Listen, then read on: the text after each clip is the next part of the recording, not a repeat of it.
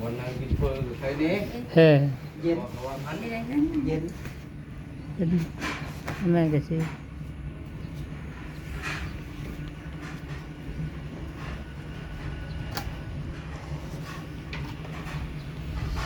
พอกับมัน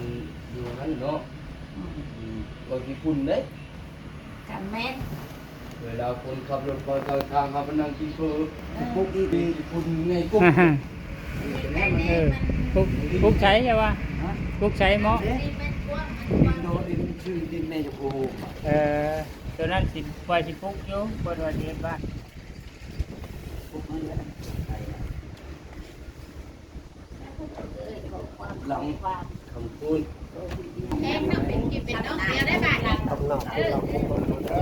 ได้เดียวแล้วเป็นกินเป็นน้องเดียว มีเงินมุดนั่นแหละ เออจังหวะทางหลังทาง นับเด้อ หนักเด้อ ออกจากร้านหมกบุบเรามาได้ได้ นับเด้อนับเด้อนับเด้อ เอาโต๊ะยับเข้าไปแล้วยับเข้าไปข้าง จอม อ่านเอาเองได้ประบ้านเว่าหมื้นี้ประบ้านบ่อ่านได้เอาเฮียนี่เพิ่นเอาให้แล้วบ่อ่าน เถื่อมันลายเถื่อนี่ หลายเทื่ออ่านนะเพิ่นเว่า อ่านแล้ว ชื่อเพิ่นชื่อเทื่อละน้อยเพิ่นเว่า ดีขึ้นน้อย ชื่อหลายก็ใครแน่ว่า เพียนก็จนมันช่องใบแหละ อ่า บุกคายกับบุกคายลายจักตู้ ลายไรเป็นปีกายนี่ เฮกตาร์ พี่กายนี่ก็ เอากันเอาแต่ปีกายนี่มาเอาอีกปีนี้มันได้หลายเลยก็แม่นว่าหันเนาะหันเอาดึกไปแล้วเมื่อแรกก็พอได้ค่ะ เออ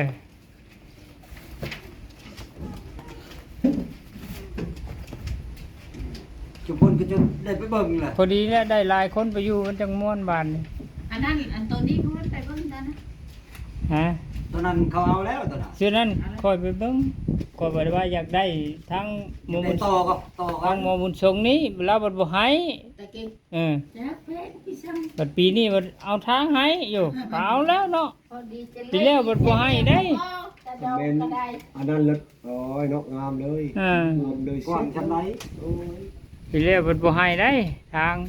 ขอน้อยหนึงก็บ่ให้ว่ะ ต่อเนื่องมา บัดนี้แหละ บอก พัชชีและเชียร์มาได้บัดนี้ ถามไปซีคน 35,000 โอนเมื่อวันพุธอะไร บ่ได้ก็ได้ เชียร์เลยบ่ เท่าแทกแล้วพุ่นแหล้วเนาะจังโอนได้เดี๋ยวนี้โอนบ่ได้หรอก บ่ได้เพราะว่ามันขึ้นการคุ้มครองเนี่ยพาดีลง ต้องมาได้มาเชียร์อยู่พี่เนาะ อันใบตาดอกตาดินนี่ คันแทกแล้วนะบ่ขอบท้องแล้วล่ะไปอันเข้าอันนั่นพุดมันได้ไป เข้าไปลงทะเบียนแล้วก็ถือว่าเสียผ่านใช้ก็ได้ ว่าเรื่องใบตาดอก ที่ ตา กัน ดิ เลย นนี่ มันก็เลย คืนมึงเป็นผู้ได้เปอร์เซ็นต์หักกูบ่ได้มึงบ่ได้ไปเสียนำมึง มีแต่เปอร์เซ็นต์สมมุติตัวเลขจะคนเนาะอยู่นั่นมีแต่เฮาไปฮักเปอร์เซ็นต์นะฮั่น ไปเอาอยู่พุ่น เออ เขาไล่ให้อยู่พุ่น สบาย หักกูไปเสียอยู่พี่เสียอยู่ใส่ก็ได้นะ เอามันคาอยู่ในคนคนระบาดเขาแน่ยังจะเทพนะท่านเทพว่าพอดีมันเกินแล้วก็ยังมัดภาคนี้ไปฮะก็หน้าบ้านก็ยังอยู่หั่นพอจะพังรักเมียนชื่อ ภาคทางเล็กที่ชิดยังมด เฮ็ดไดมันทันได้ชอบกล้อง แทกหมดแล้วเนาะเพิ่นมาแทกหมดแล้ว มันยังหลายเนาะ โอ้ยหลายขาดอันเดียวได้ยันมันขาดได้ยันเกินแต่แล้วขาดไปยันยังมาติดขาดเนาะ กันแบ่งกันผู้ชายคนละครึ่ง เบิ่งเพิ่นนับเงินได้มื้อนี้นับสิ่งกันไปสิแล้วไว้หมอนี่เท่าไรหมอนี่หมอนี่ล้านห้าหมอนั่นบัด150,000สิเอากองได้บาทนี่ แล้วช่วงคืนเป่าอยู่ดงกับบ้านนั้น กองล้านห้านี่เพิ่นนับเงินล้านห้านี่เงินจีบหมอนั่น150,000เงินบาทใครสิเอากองได้บาท เอาเข้ามาเงินกีบเจ้าว่านี่ให้เพิ่นอีก มันกี่ปานนี้ เพิ่นบ่พอเพิ่นว่าพระเจ้านำ เจ้าน้ำมุ ติ ก ดตาโฮม ตะโพตะโพก ผมแปะตาโฮมนั่นอยู่บน แล้ว ดิน แปะนั่นนั่นจังนั้นคุณแล้ว จะจะเอาทางความมาที่เราอยู่ไปได้ป่ะ ครบแล้วเนาะ ครบแล้ว มีแต่ไปหาเงินกีบให้เพิ่นบาทนี่ นี่เล็กนี่ก็ได้ แลกน้ำกะสีนี่แล้ว ไปแตกน้ำมัน นะให้พ่อไป แค่โต ให้พ่อถือไปโลด นับแล้วนะ เชียร์ นา ล้านห้านี่ก็3,000ไว้เจ้าก็ได้ เดือนที่แล้ว อ่า 2,000 2,000บ่ถึง 2,000คือว่าล้าน ล้าน3กว่าๆนี่แหละ จะบ่พอปีแรกเลยเพื่อใช้จ่ายก็ให้หมอนี่เนี่ยติด ตื่น 40,000 สุดแล้วเจ้าไปไล่พุ่นก่อน ไปไล่พุ่น ต้องไปไล่พุ่นเอาบ่ไล่น้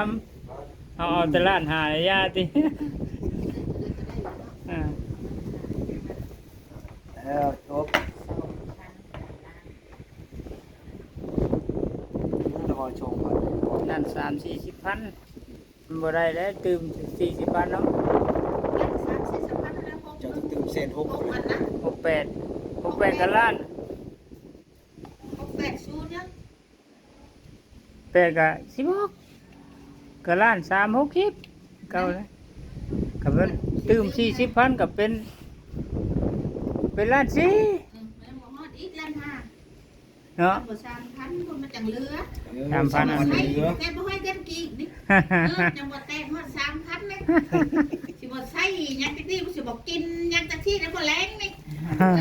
มีคนใส่น้ำทอด